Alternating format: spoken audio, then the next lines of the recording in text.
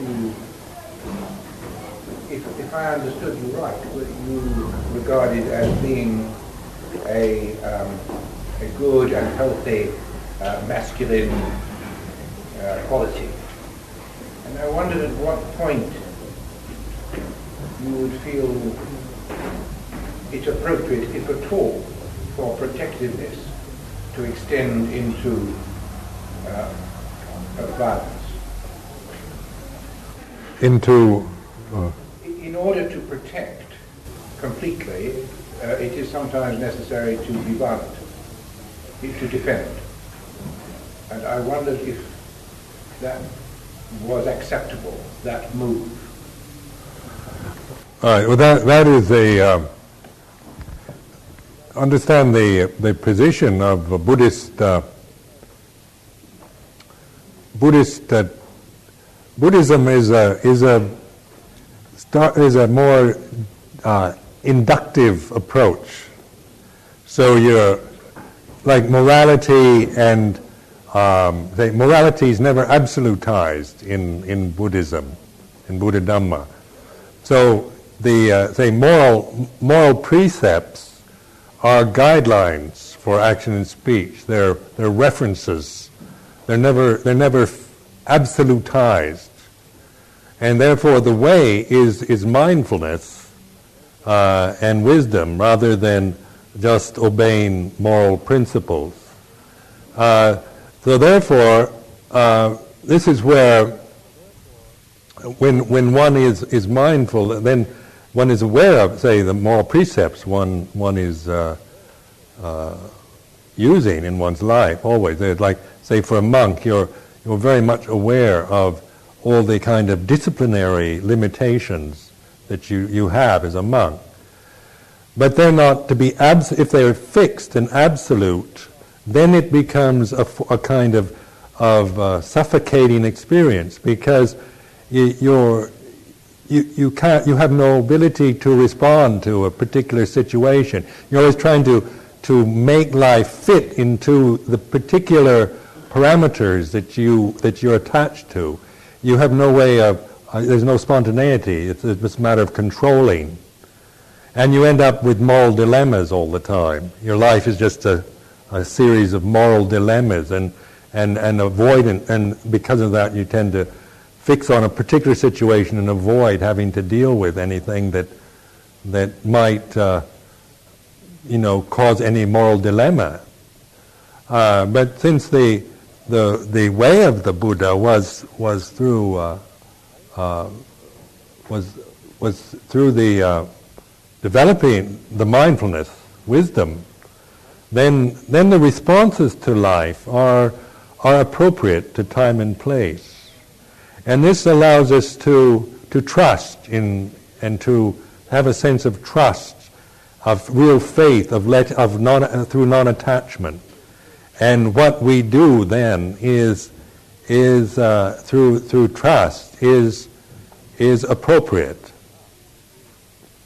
But it doesn't mean discounting moral precepts. It doesn't. Where you tend to, now this can sound like antinomianism, where you don't need moral, but that's not it. For one thing, you recognize that any condition has also many other influences affecting it. So, say, moral dilemmas are not based on fixed positions. Moral dilemmas are always based on fixed attitudes of morality and ideas, where say the flow of life is never fixed. There's nothing fixed in it. So when you try to fix it in any way, you create confusion and conflict in your mind and around you. So like the monastic form itself is based on non-violence. There's we can't intentionally kill, we can't fight, we can't curse, and so people will say, what will you do, Ajahn Sumedho, if somebody attacks you? If you go down into London and somebody mugs you, would you fight back? Or what would you do if one of the nuns was being attacked by a man, would you just say all is impermanent and just the body is not self? These are the moral dilemmas that you have if you're taking a position that one should never do any physical violent action, and therefore you end up, the logic would be you'd let the maniac rape your mother, you'd let the nasty old man molest the nun, rather than do anything like that would smack of violence. Well, that is just absurd. That's stupidity, because that's not the way life ever really is. You realize, for one thing, that I've found the quality of life as a monk, and that I've never really had any problems with violence, physical violence, because knock on wood if monks are superstitious, but so far, for 25 years, my mother died a couple of years ago, and she was never attacked by a maniac, and so I've never had to deal with that problem.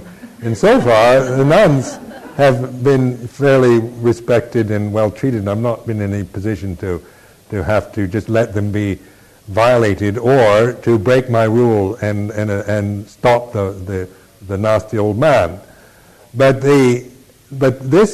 also I would trust in the particular time and place I'm in. I would do what is right in that time and place, rather than hold to a fixed idea of what's right. You see, and this I trust, that my response would be appropriate. Now, like I've found that sometimes that violent people, you can stop them with your mind or with words. It's not that you have to, punch them in the nose, but if there's real mindfulness and attention, that is of a tremendous power to influence whoever you're with. And so you would want, say, a man that was going to, say, molest a nun, or a woman, or anybody, you would definitely say, don't do that.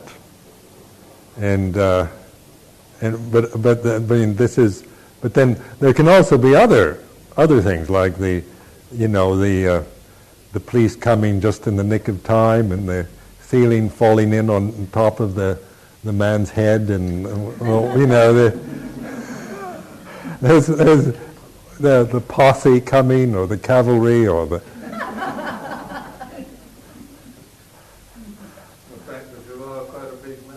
Yeah. Yes, but I would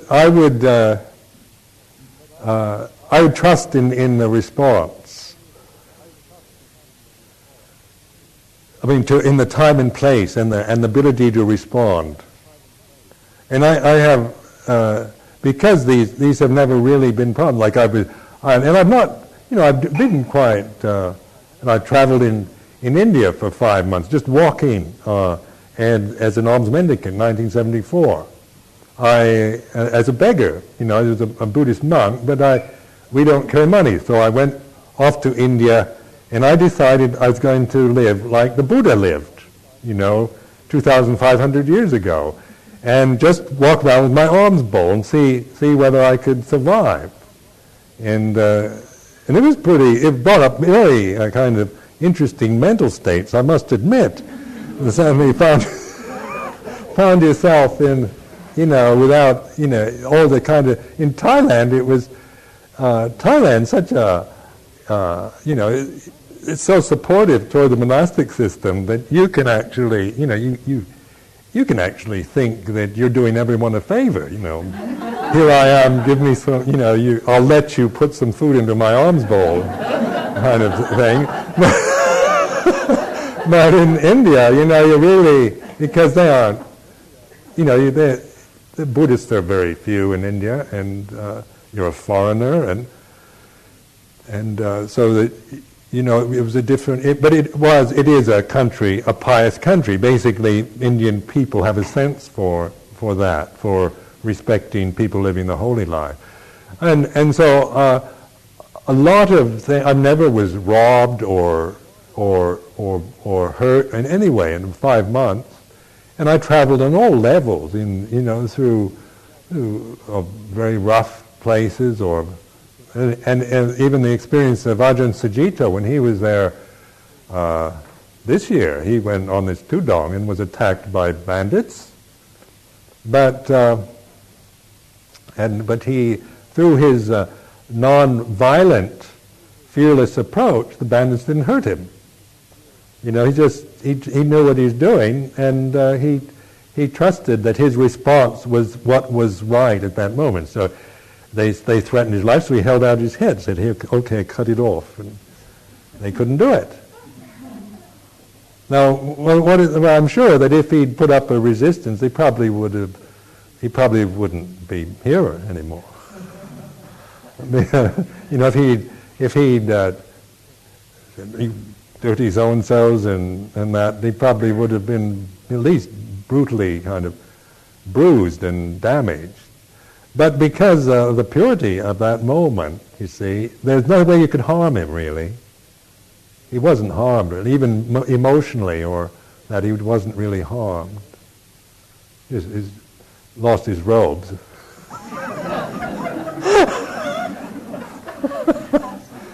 But, I mean, one can get used to anything.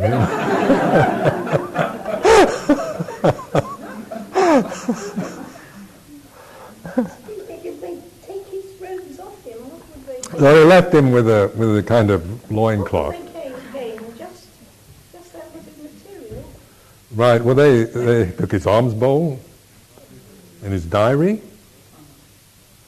And So little, really. right, but when in a poor country like India, you're not, usually, I mean, you think, who wants, the Buddha deliberately advises to make this kind of color that nobody likes, and then make it into patches, so that it's a totally unattractive garment. Most people wouldn't want to be, wouldn't think of taking it.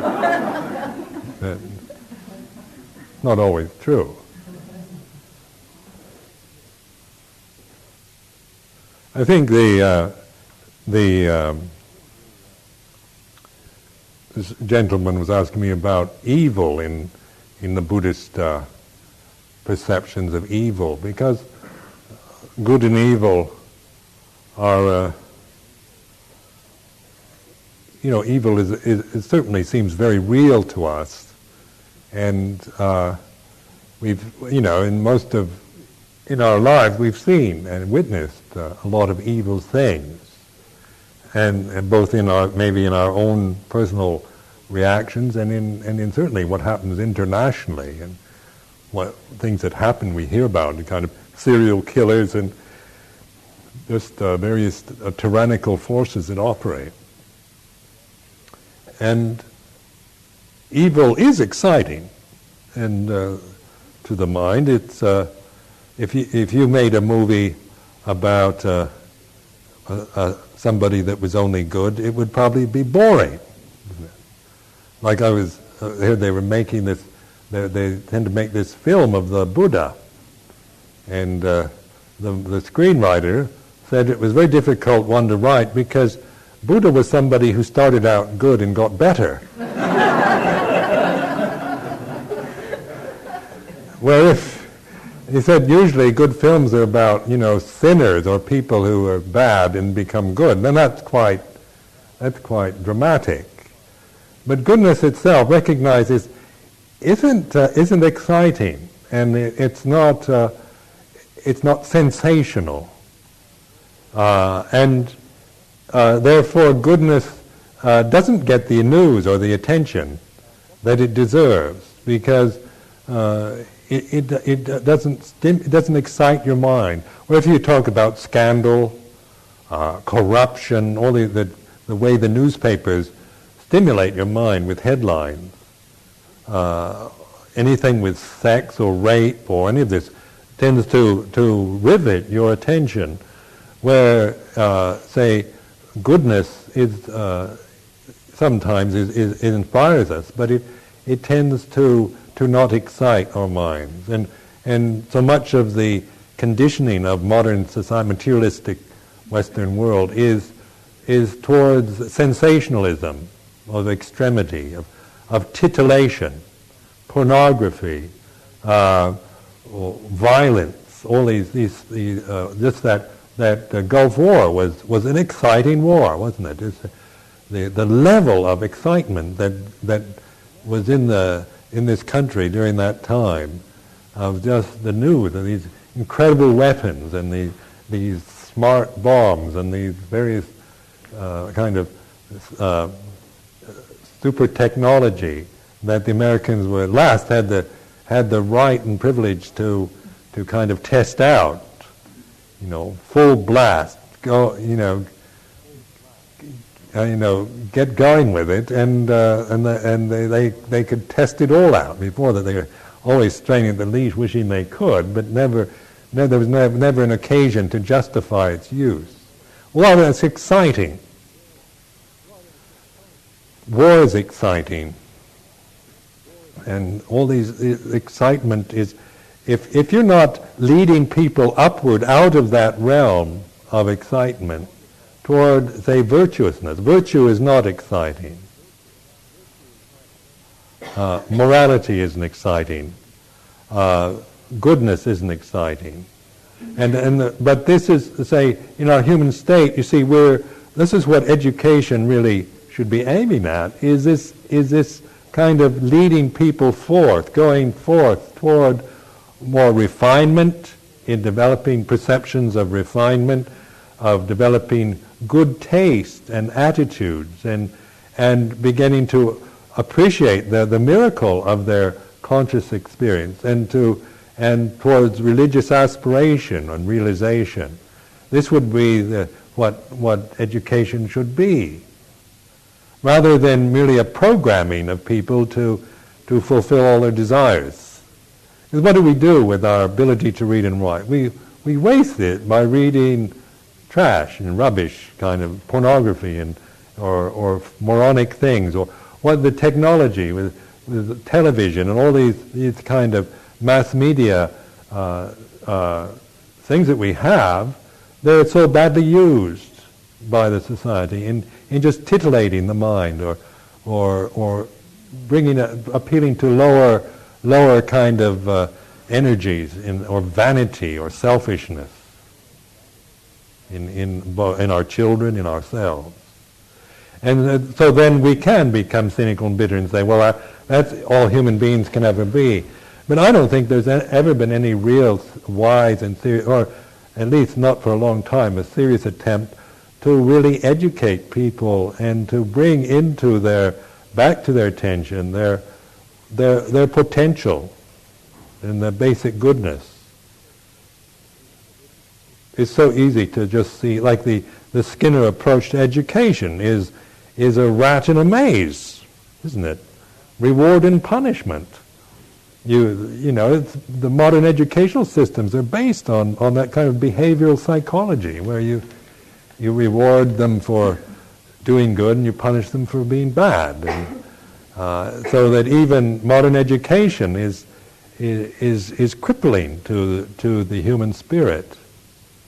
Doesn't develop into as it could develop. Goodness is not exciting to you, but it's difficult. That's fine. Right. It's goodness is like climbing the mountain. But this sense of rising up, and this is an example of say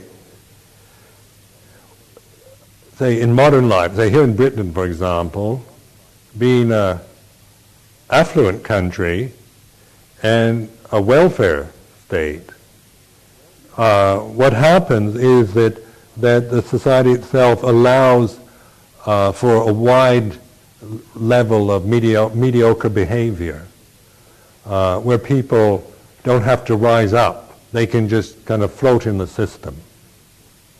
And so, I mean, this isn't a criticism, it's just trying to bring to attention one of the difficulties in modern societies is that when you have a kind of embracing welfare system, then you tend to then a lot of people will just float in the society without making much effort to rise above that.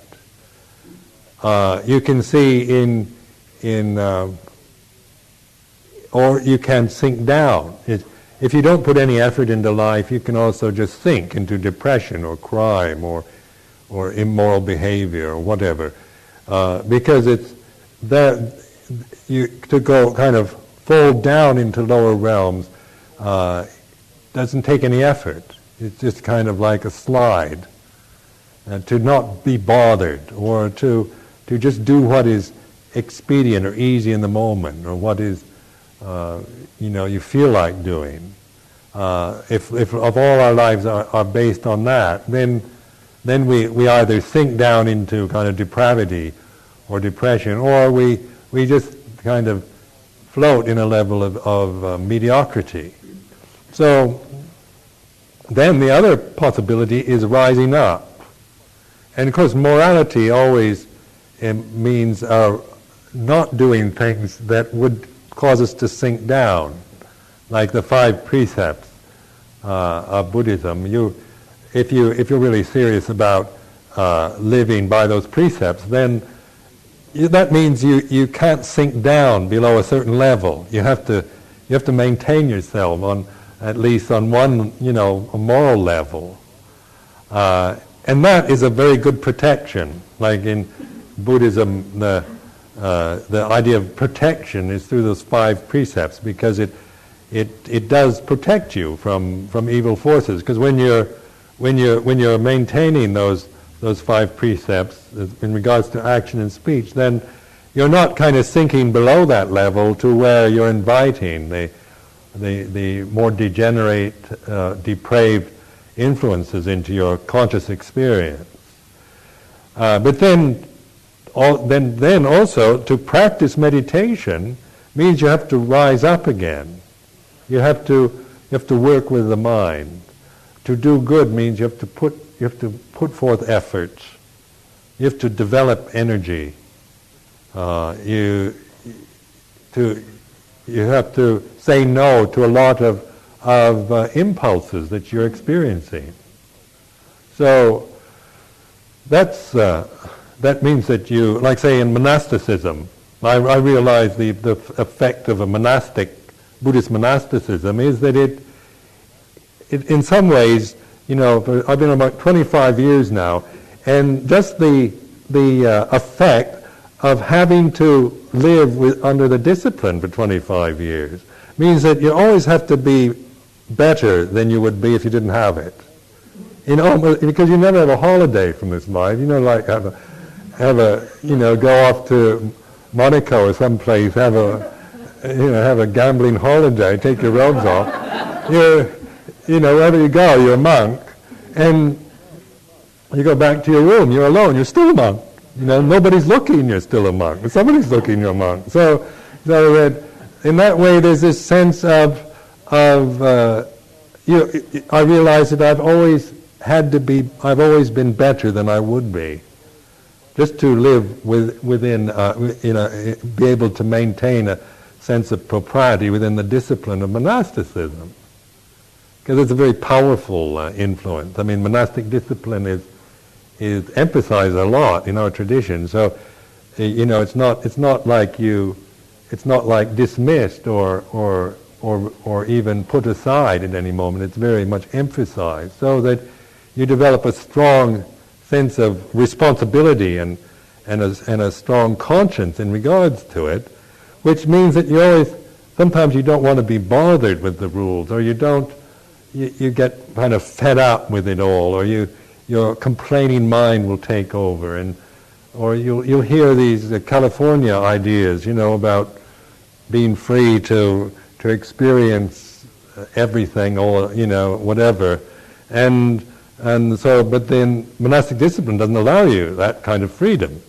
You can only experience some things, and certain things you can't experience, and so it doesn't mean that you always want to live within these limitations, but it means that that's your determination. So it always keeps you, it helps you to develop this sense of responsibility for yourself, a sense of honor, and if you fail at this at times, you have a tremendous sense of failure and guilt.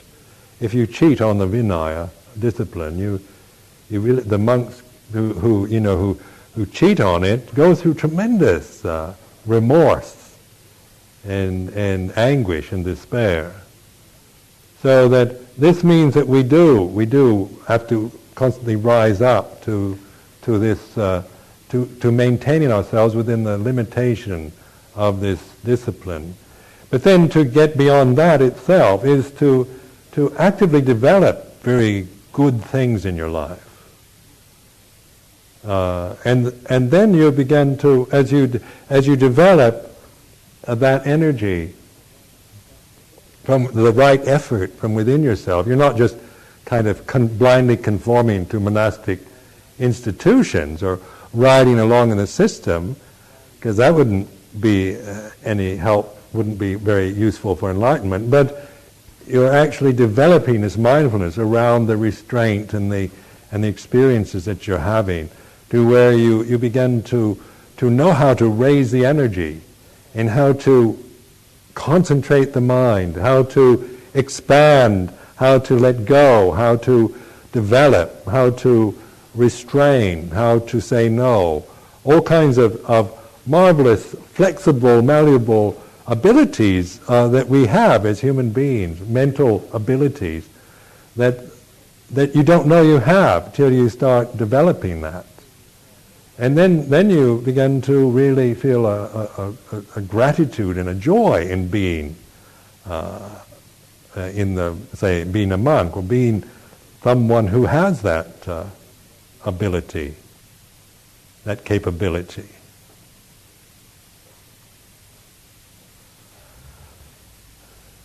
Yes? Can you talk to me about mindfulness?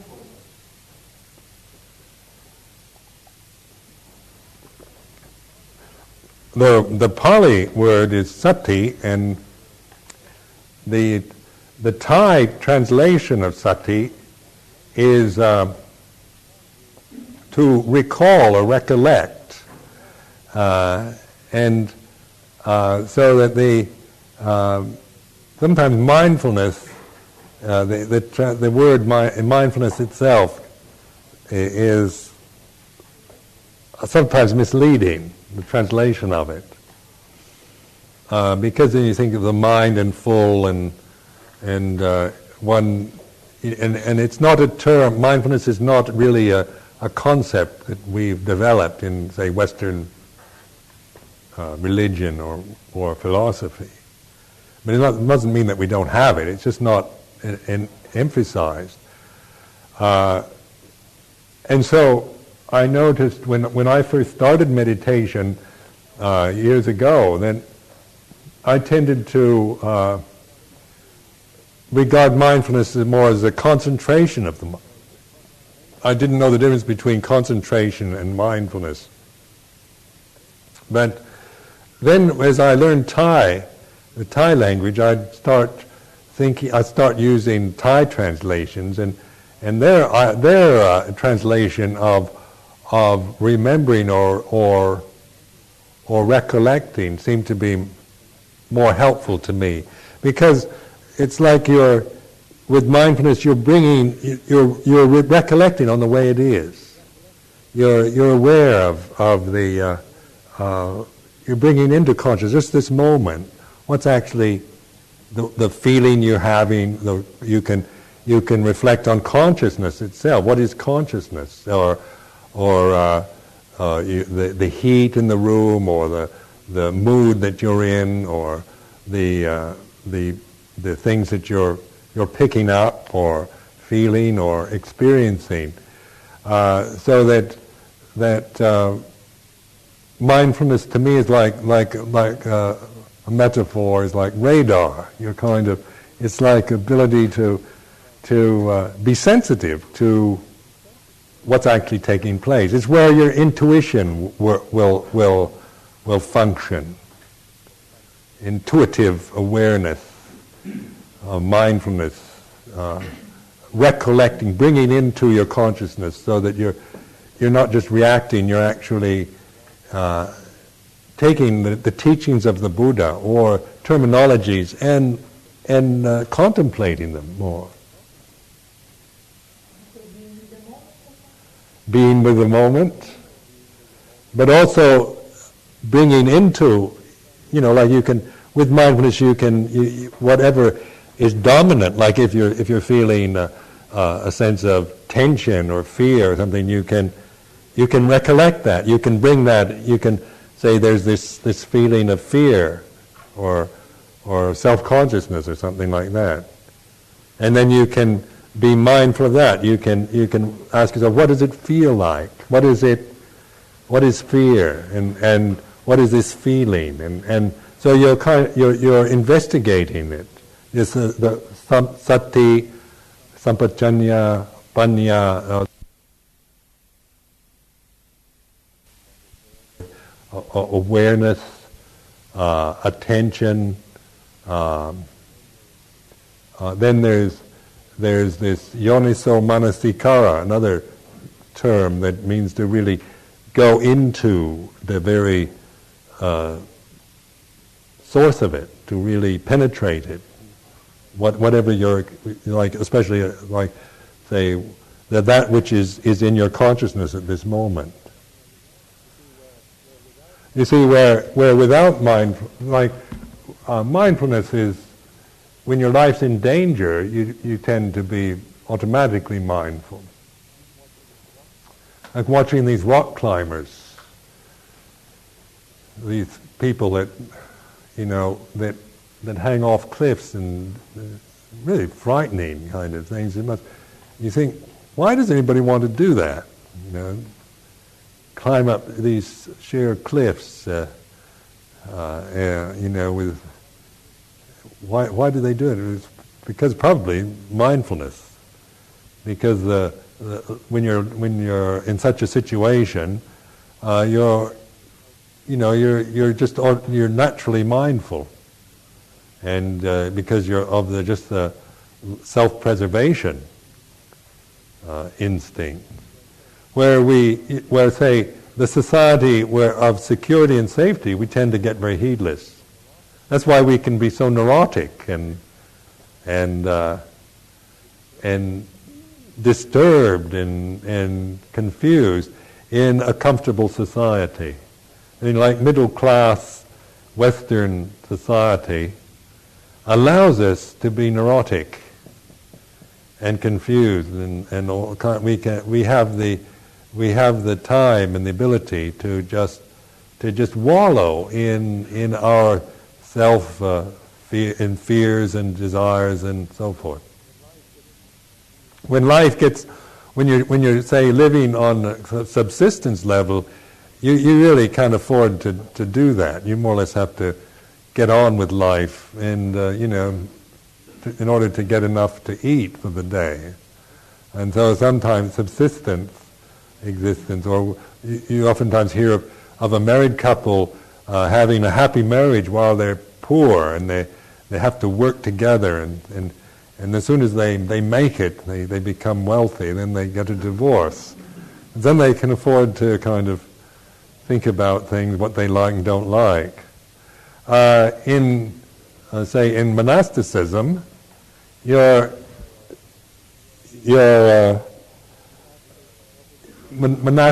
obviously monasteries began in India when there was a level of affluence, to where you didn't need all the men to just go out and gather food from the jungle, or do farming, where you could afford to, where you could store grain, and you had a level of affluence where you didn't need everybody just to keep your tribe alive and surviving. So then monasteries could develop. Here in the Western world, with our affluent societies, we have this. We tend to indulge in just buying things and just occupying our time with endless distractions. Because we haven't any particular religious aspirations as such. It's not a religious society, it's a sectarian one, and materialism and kind of empirical science have dominated the attitudes and ideas of Western affluent society. So the result is you get you have endless social problems and mental problems and in the Western world a lot of degeneration and depravity, license and crime. In California, for example, they were telling me that they're now building 4 more prisons in the state of California, where each prison will be able to take in 10,000 criminals, and have 4 of these in California. So they're expecting 40,000 more criminals. They already have a lot of prisons. And you think, there must be something wrong with this society that's producing that many criminals. But the Americans don't see it as anything wrong. They see it as, they don't contemplate, well, what is our society, why is it producing so many criminal people? Maybe there's something we aren't doing that we should do. But no, they're going to accommodate the criminals and maybe encourage criminality with 40,000 more places for criminals to go to.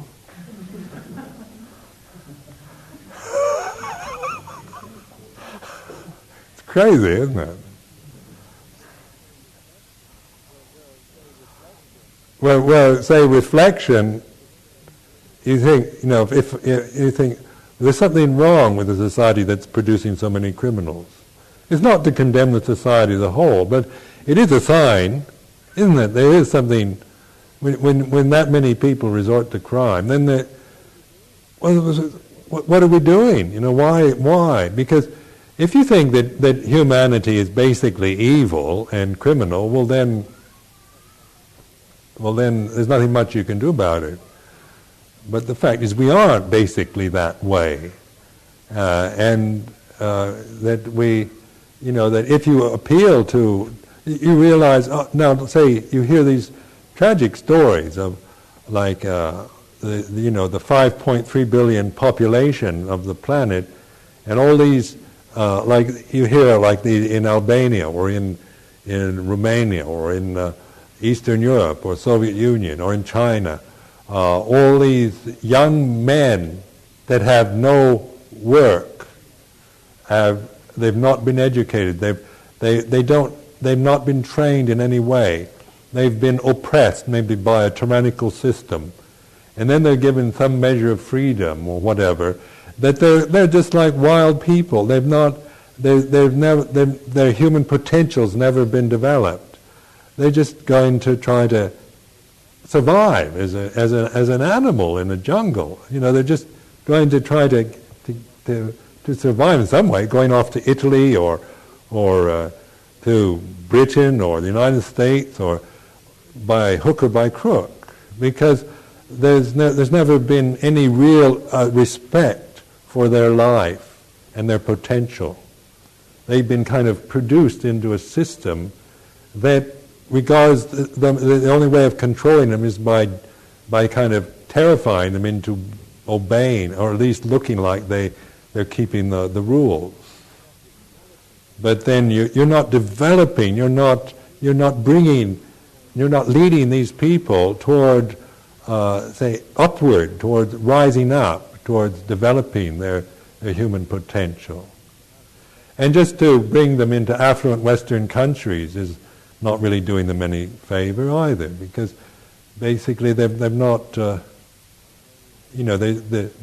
way that Western advertising and based on vanity and very kind of gross human attributes just bring out the trivial, the unpleasantness of their already their desires to get things and have things.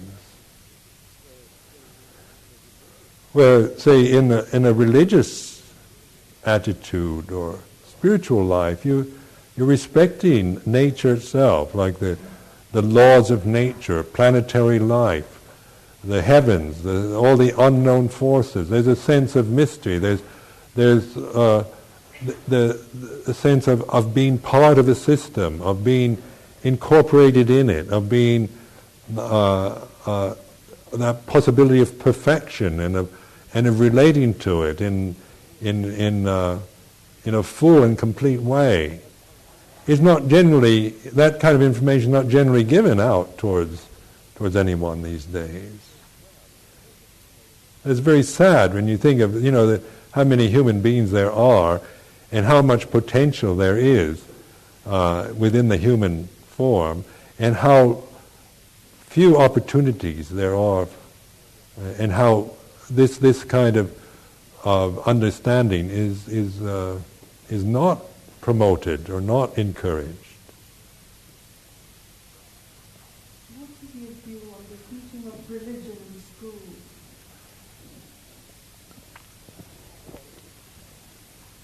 Well, I think it's a bit frightening, actually, because I think if anything puts you off, it's being taught religion in school. And and it depends on how it's taught, really. The danger always is that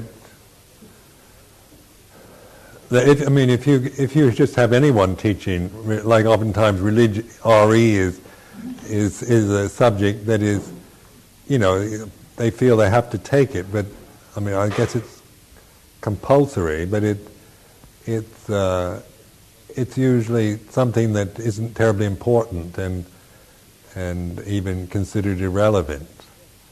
So religion gets always a kind of back seat in the modern educational system. Then if you're trying to promote one particular religion in a multi-religious society, that's not good also, because usually like Christianity tends to always maintain that they're right and everyone else is wrong.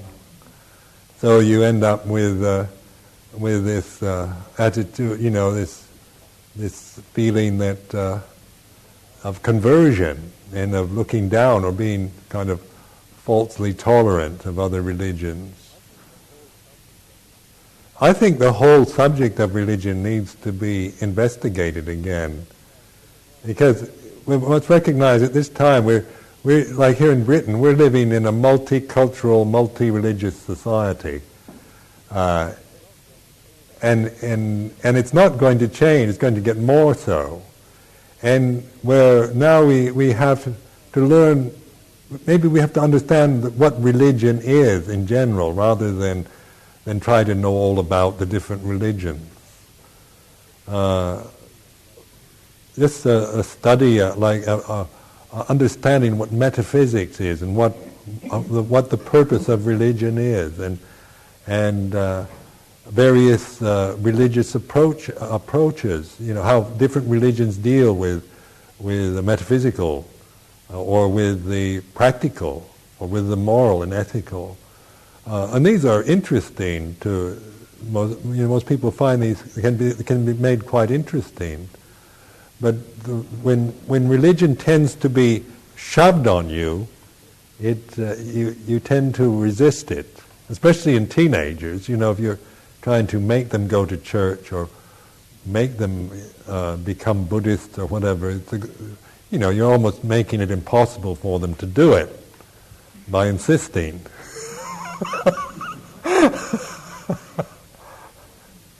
Because at that age,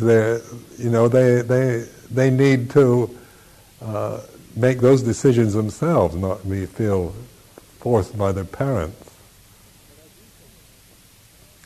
But I do think, like one thing, I think karma the law of karma is a good thing to study, and ethics, morality, and I think also more try to understand religion in general. What its purpose really is, because not many people really know what religion is. Like here in Britain, so many people will think it's believing in God. So then Buddhism isn't a religion, because we don't believe in God. So if you think of then religion is that religious people, or religions are those that have beliefs in God, but that's not it either. It's not, your believing in God is a particular religious approach. A particular, like theistic religion starts out from that metaphysical doctrine. There is, I believe in God. So then that is a deductive approach. You start out from this particular belief, and then the logic that follows, that I believe in God, and then there's all that associates with that belief. God tends to be personified in Christianity, in given attributes, personal attributes. So it becomes patriarchal, male. It is associated with power and with love and so forth. So that God is then always, as soon as you give personal attributes to God, then you create the illusion of separation, because God as a person, you're dealing with personalities, and persons are always separate. Like you and I as people are always going to be separate. On our personality, you and I are going to relate to each other on a personal level. There's always going to be the separation as the dominant experience. I'm here, you're there, and you're this way, and I'm that way. And then but when the personal is relinquished, then there's a unity there, a oneness.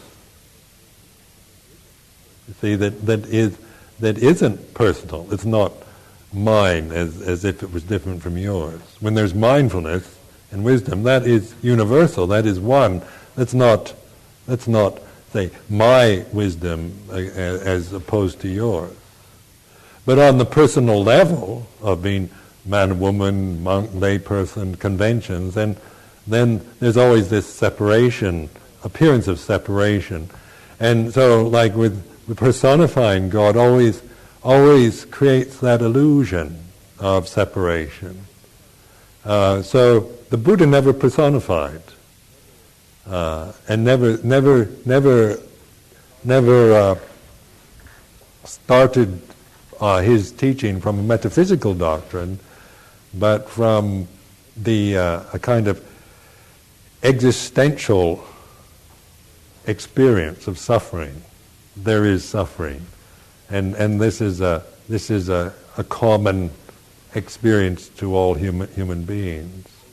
And then the suffering takes you to the realization of nibbana, which is the realization that is beyond birth and death. And that is never alluded to in personal terms. You never talk about nibbana as a kind of God or as a person or with attributes. It's where the thinking mind, the desire body has ceased, and there's pure awareness and realization. And that is a realization. It's not a belief. So the Buddhist path is a very pragmatic one. It's based on a kind of direct insight, starting from a very the most common human experience, which is suffering, to the realization of non-suffering. Well, you can see in theistic religion, the problems now very much are around the doctrines around God and divinity and metaphysical dilemmas and Trinitarian doctrines. With the Trinitarian Christianity, they've absolutized the Trinity. So you end up with, you've got to believe in all these things, so your mind tends to fix on attributes as absolutes rather than as relative reflective positions.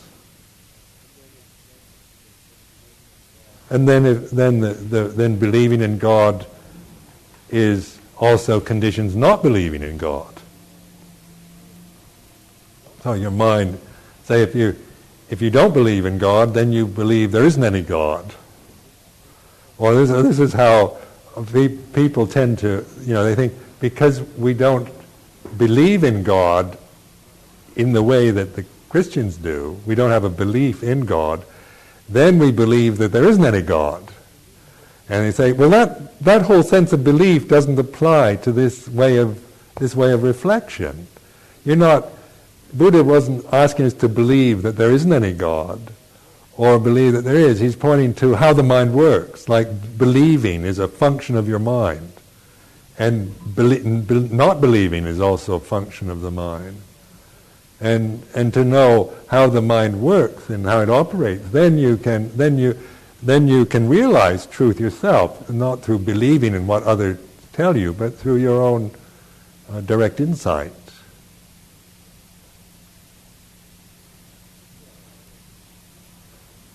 It's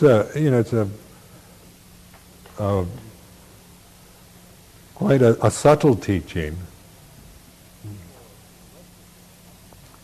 And for the Western mind, I think in Eastern, like in Hinduism or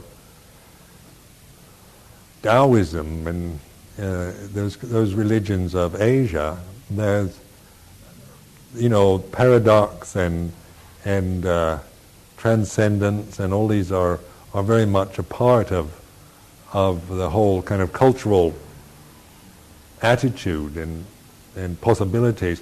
But the Western world, say in Judaism or in Christianity, Islam, there's very much a tendency to polarize in this dualistic thinking, kind of right, good and evil. Like say, good tends to be absolutized, and then evil, by just association, becomes absolutized too. Even though in Christianity they say evil isn't absolute, yet by implication it is, because good is absolute, and your mind doesn't have the transcendent. It isn't transcending good and evil, so it tends to become fixed in these dualistic patterns. Like I found, that's one. The reason that drew me to Buddhism years ago was because I kept thinking, that my mind I was brought up as a Christian, you see, so the mind was so rigidly fixed, and it was so clumsy. My mind was so, it was like a big ugly tank. It just didn't have any grace or finesse to it. It just seemed to get fixed into these dualistic patterns, and so you felt, it was suffocating, kind of mentally suffocating, and intuitively you felt, you knew that something was wrong with the way you were thinking, but because that was the way you were supposed to think according to my family and my background, then you tended to take it quite personally, like there's maybe something wrong with me. Maybe there's something a bit off in me, because the rest of my family seemed to be quite comfortable with that way of thinking.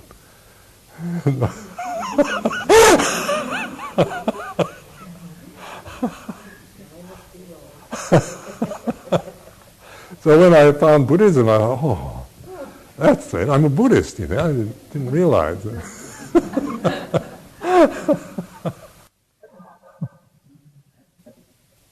They're planning to sell Christianity that's been shown on television, market it and make it more palatable and easier and pleasanter and copy American ideas of keeping an eye on the vicar and checking up on him, and if he's not doing too well, lower his salary. Yes, really, for it. Yes, it is really. They have quite a big program. And the new Archbishop of Canterbury interview as well. That's what's in mind, yeah. But it seems a bit simplistic to me to go back to that sort of thing.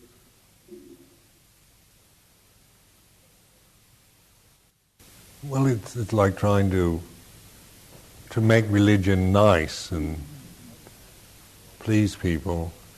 Well, I think people ultimately resent that because, I think religion is a challenge to us, and you want to keep it in that level. Like it's to me, Buddhism was such a kind of a real challenge to my mind, and I had to give up things to do it. I had to become better and to renounce a lot of things that I was quite attached to, and I found this something, that if it had, coming from California where when I lived in California, they didn't, there wasn't all these religious movements, but now they've made everything very, very pleasant, so you buy machines and go into a very kind of mental state, meditative state through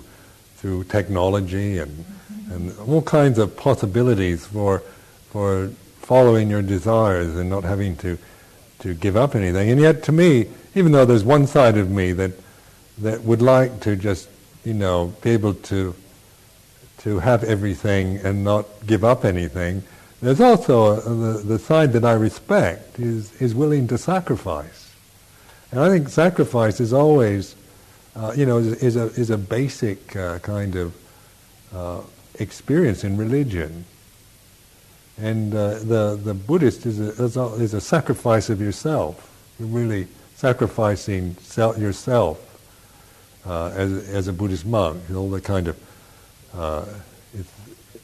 in a sense of making sacred. Sacrifice actually means to make sacred.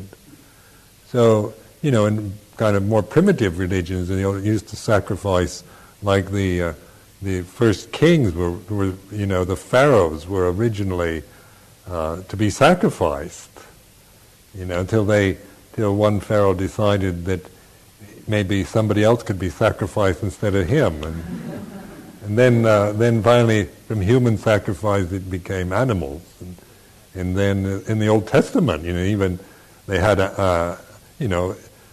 Isaac was to be sacrificed. You sacrifice your son, and then God forbade human sacrifice, and then animal sacrifice. And ultimately it gets to, but all these are somewhat symbolic of sacrifice, of making sacred, and inevitably the Buddha took it to the self, the relinquishment of selfishness. And so that's the sacrifice we make. And in the Sangha life, very much it's exemplified in monastic Sangha life, where the all selfish interests are so kind of magnified that you constantly kind of abandoning them, or through seeing just so much of in a Sangha life, your selfishness is magnified. Well, I say when you can live life more on your own terms, a lot of your selfishness is justified. But in the monastic, like here in Amaravati, your selfishness is magnified. It's embarrassing.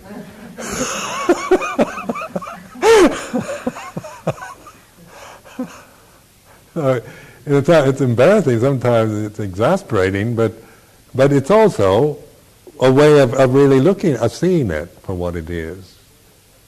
And one really appreciates the skillfulness of the Buddha in establishing the Sangha with his Vinaya discipline and all that, because at first it was a bit of a mystery how all that worked. When I first became a monk, I admit, you were kind of stumbling in the dark at first with all these rules and meditation and so forth, but actually over the long term you realize it's a very skillful way of bringing into consciousness a lot of the unconscious, subconscious things, the selfish attachments, the views, opinions, and so forth that tend to obsess your mind. And then more and more you just, by recognizing that, then you let go, and then you feel a sense of unity and a sense of real Sangha. Like Sangha, the ideal of Sangha is not personal anymore. It's outside the personal interests of any of us. So you're relating as individuals, individual monks and nuns and so forth, but the personal side is no longer kind of dominating the scene. So I think here in England especially, where the Sangha life has so developed in this way, you get a strong sense of, a really powerful sense of Sangha here. At least I do now, and which is my refuge rather than, say, me as a person or a personality. Or it's no longer so much seems to be a collection of individual persons as a sense of everybody as Sangha members. And that gives you, that really brings, in a practical, a very pragmatic way, a joyous feeling of being a part of something bigger than yourself, but yet quite real. People, a society of a group of people that are living the holy life. Whereas sometimes I imagine the spiritual life can get very lonely, alienated, because of if it's too isolated from others. And also the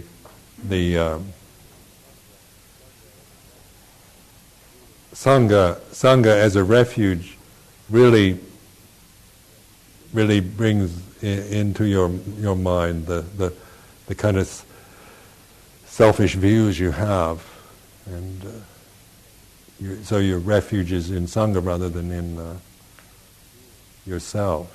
And that's why, like gurus, there's not refuge in guru or in teacher or in any of these. In Buddhism, Theravada Buddhism especially, it's the Buddha Dhamma Sangha. So that you really, well, saying many people attach to a teacher or a guru. Their refuge is in maybe the teacher,